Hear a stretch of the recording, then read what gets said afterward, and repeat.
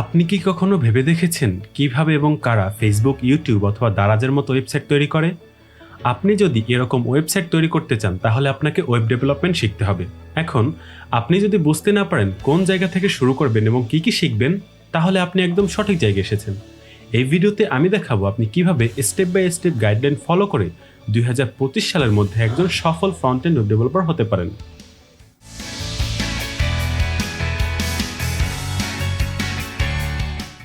High, আমি হাসান হাবিব এবং আজকে আমি শেয়ার করব complete web development journey roadmap for absolute beginner.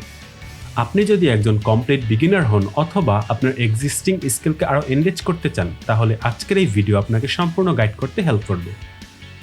Basic HTML এবং CSS থেকে শুরু করে রিঅ্যাক্ট এবং নেক্সট.js এর মতো অ্যাডভান্স টপিক আমরা কভার করার চেষ্টা করব এই ভিডিওতে। এর সাথে কিভাবে আপনার ওয়েবসাইট ডিপ্লয় করবেন সেটাও আলোচনা করব। তাহলে আমরা একদম বেসিক থেকে শুরু করি। HTML বা হাইপারটেক্সট মার্কআপ ল্যাঙ্গুয়েজ, এইটা হচ্ছে সমস্ত ওয়েবসাইটের ফাউন্ডেশন। এইটাকে আপনার ওয়েবসাইটের একটা কঙ্কাল অথবা স্কেলেটন হিসেবে ভাবতে পারেন। প্রথমে আপনি হেডিংস, প্যারাগ্রাফস, ইমেজেস, লিঙ্কস এগুলো দিয়ে শুরু করবেন। এরপর আস্তে আস্তে সেমান্টিক ট্যাগস, ফর্মস, টেবিলস এবং মিডিয়া এলিমেন্টসগুলো শিখে ফেলবেন। এরপরে আসি CSS অর্থাৎ ক্যাসকেডিং স্টাইল শিটস। HTML যদি স্কেলেটন হয় তাহলে CSS হচ্ছে সেই কঙ্কালের স্কিন, মেকআপ এবং জামা কাপড়। CSS দিয়ে ওয়েবসাইটে কালার্স, ফন্টস, লেআউটস এবং অ্যানিমেশন সেট করা হয়। CSS শেখার জন্য আপনাকে প্রথমে CSS এর বেসিক্স যেমন সিলেক্টর, প্রপার্টিস এবং লেআউট শিখতে হবে। এরপরে আপনাকে CSS এর ফ্লেক্স বক্স এবং গ্রিডের মতো অ্যাডভান্স টপিকগুলো শিখে ফেলতে হবে। এখন পর্যন্ত আপনি HTML এবং CSS ব্যবহার করে আপনার ওয়েবসাইটের একটা সুন্দর চেহারা বা আউটলুক তৈরি করেছেন, কিন্তু এখনও পর্যন্ত আপনার ওয়েবসাইটের কোনো বাটন অথবা ফর্ম কাজ করে না, অর্থাৎ ইন্টারঅ্যাক্টিভিটি নাই। তাহলে এবার আমাদের কাজ হচ্ছে এই ওয়েবসাইটে ইন্টারঅ্যাক্টিভিটি অ্যাড করা, আর এই জন্য আমাদের প্রয়োজন হবে JavaScript. JavaScript is the programming language of the web and browser. JavaScript ব্যবহার করে আমরা ড্রপডাউন মেনুস, ফর্ম ভ্যালিডেশন এবং স্লাইডার্সের মতো ডাইনামিক ফিচার্স অ্যাড করতে পারি। প্রথমে জাভাস্ক্রিপ্টের ফান্ডামেন্টাল টপিকগুলো শিখতে হবে, যেমন ভেরিয়েবলস, ফাংশনস, লুপস এবং ডম। এরপরে আস্তে আস্তে আপনি জাভাস্ক্রিপ্ট ES6 এবং ES6+ এর ফিচার্সগুলো শিখবেন, যেমন অ্যারো ফাংশনস, ক্লাসেস এবং প্রমিসেস। এই পর্যন্ত শিখতে পারলে আপনি এখন যে কোনো fully functional front end web application তৈরি করতে পারবেন। কিন্তু আপনার ফ্রন্ট এন্ড জার্নি কিন্তু এখানেই শেষ না, কারণ শুধুমাত্র HTML, CSS এবং জাভাস্ক্রিপ্ট ব্যবহার করে ওয়েবসাইট বানানো খুবই সময়-সাপেক্ষ এবং পরিশ্রমের ব্যাপার।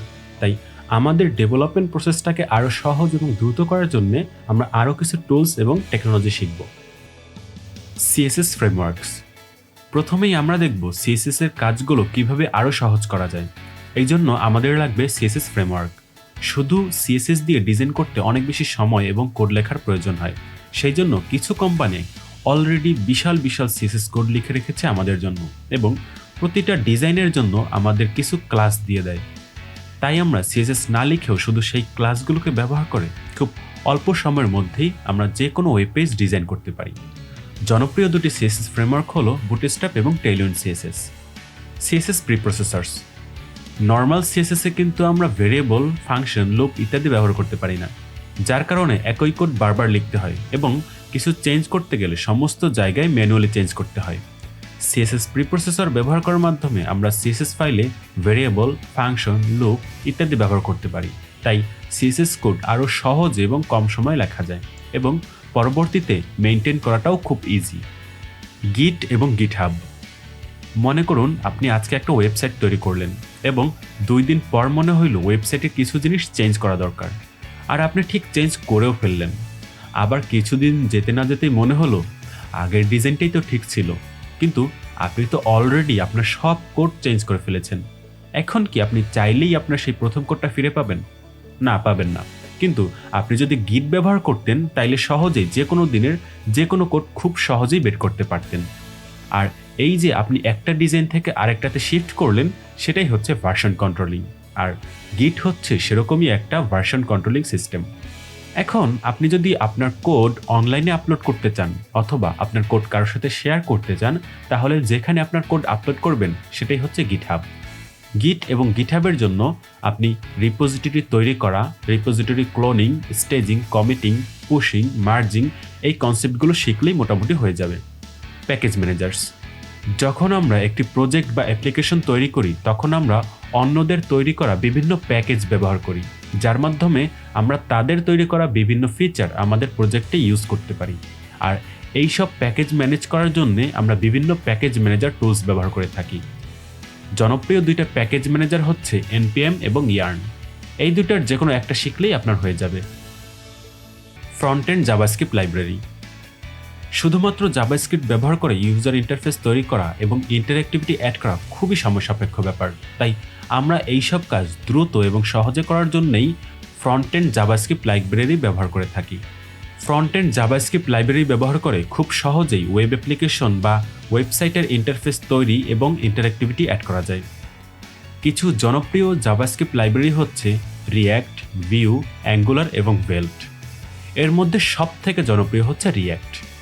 রিয়্যাক্ট শেখার জন্য আপনাকে প্রথমে রিয়্যাক্টের বেসিক কনসেপ্ট যেমন components, JSX, props, state, events এবং কন্ডিশনাল রেন্ডারিং শিখতে হবে। এরপরে রিয়্যাক্টের অ্যাডভান্স টপিক যেমন React hook, React router, Axios এগুলো শিখে ফেলবেন। React UI frameworks. আমরা যেমন সিএসএস এর ফ্রেমওয়ার্ক দেখেছিলাম ঠিক সেরকম রিয়্যাক্টের বিভিন্ন কম্পোনেন্ট আগে থেকেই ডিজাইন করে রেখেছে কিছু বড় বড় কোম্পানি। আমরা চাইলে খুব সহজেই সেগুলোকে আমাদের প্রজেক্টে ইম্পোর্ট করে ব্যবহার করতে পারি। এতে আমাদের যেমন সময় কম লাগে সেরকম কোডও অনেক কম লেখার প্রয়োজন হয়। কিছু জনপ্রিয় রিয়্যাক্ট ফ্রেমওয়ার্ক হচ্ছে ম্যাটেরিয়াল ইউআই অ্যান্ড ডিজাইন এবং Chakra UI. React state management tools. যখন আমরা রিয়্যাক্টে কাজ করি তখন অনেক সময় বিভিন্ন স্টেট ম্যানেজ করার প্রয়োজন পড়ে।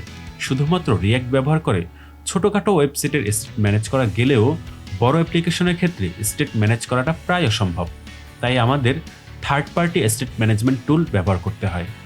কিছু জনপ্রিয় স্টেট ম্যানেজমেন্ট টুল হচ্ছে রিডাক্স, মবেক্স, হুকে স্টেট, রিকয়েল ইত্যাদি। তবে সবথেকে জনপ্রিয় স্টেট ম্যানেজমেন্ট টুল হচ্ছে রিডাক্স। React framework. নেক্সট.জেএস একটি শক্তিশালী রিয়্যাক্ট ফ্রেমওয়ার্ক যা রিয়্যাক্টের উপর বেস করে তৈরি, তবে এতে রয়েছে একাধিক নতুন ফিচার্স। নেক্সট.জেএস মূলত server side rendering, static site generation এবং ক্লায়েন্ট সাইড রেন্ডারিং সহ অন্যান্য ফিচার নিয়ে কাজ করে, যেগুলো আমাদের ওয়েব অ্যাপ্লিকেশনকে আরও পারফরম্যান্ট এবং এসইও ফ্রেন্ডলি করে তোলে। সবথেকে বড় কথা, নেক্সট.জেএস দিয়ে আমরা শুধু ফ্রন্ট এন্ড ওয়েবসাইট না, চাইলে ফুল স্ট্যাক ওয়েব অ্যাপ্লিকেশনও তৈরি করতে পারি। তাই নেক্সট.জেএস শেখার ক্ষেত্রে আপনাকে প্রথমেই file based routing, folder structure, file convention, data fetching এবং অ্যাডভান্স রেন্ডারিং মেথড সম্পর্কে ধারণা নিতে হবে। এরপরে আস্তে আস্তে ক্যাশিং, ইমেজ এবং ফন্ট অপটিমাইজেশনের মতো অ্যাডভান্স টপিকগুলো শিখে ফেলবেন। ডিপ্লয়মেন্ট। তাহলে এতক্ষণ যা যা ডিসকাস করলাম এগুলো ব্যবহার করে আপনি একটি চমৎকার ওয়েবসাইট তৈরি করলেন, কিন্তু এইটা কিন্তু আপনি শুধু নিজেই দেখতে পাচ্ছেন, কারণ এটি এখন পর্যন্ত শুধু আপনার ল্যাপটপ বা কম্পিউটারেই আছে। কিন্তু এখন যদি আপনি চান আপনার ওয়েবসাইটটি ইন্টারনেটে সবাই অ্যাক্সেস করতে পারুক অথবা দেখুক, তাহলে আপনার ওয়েবসাইটটি ইন্টারনেটে ডিপ্লয় করতে হবে। আপনার ওয়েবসাইটটি ইন্টারনেটে ডিপ্লয় করতে চাইলে আপনি ফ্রি অথবা পেইড যে কোনো টুল ব্যবহার করতে পারেন। তবে কিছু জনপ্রিয় ফ্রি ডিপ্লয়মেন্ট টুল হচ্ছে ভার্সেল, নেটলিফাই, ফায়ারবেজ, গিটহাব পেজেস, হিরোকু ইত্যাদি। ডিপ্লয়মেন্টের আগে আপনাকে ডোমেইন, হোস্টিং, এসএসএল সার্টিফিকেট ইত্যাদি সম্পর্কে ধারণা থাকা ভালো। তো এই পর্যন্ত যদি আপনি শিখতে পারেন তাহলেই আপনি একজন complete front end web developer হিসেবে নিজেকে পরিচয় দিতে পারবেন এবং যে কোনো ধরনের ওয়েবসাইটের ফ্রন্ট এন্ড ডেভেলপমেন্ট করতে পারবেন। সব কিছু একদিনই শিখে ফেলা সম্ভব না, তাই আজই আপনার জার্নি শুরু করুন। মনে রাখবেন, the journey of 1000 Miles begins with a single step. এখন আপনার মনে প্রশ্ন আসতে পারে, এগুলো কোত্থেকে শিখবেন?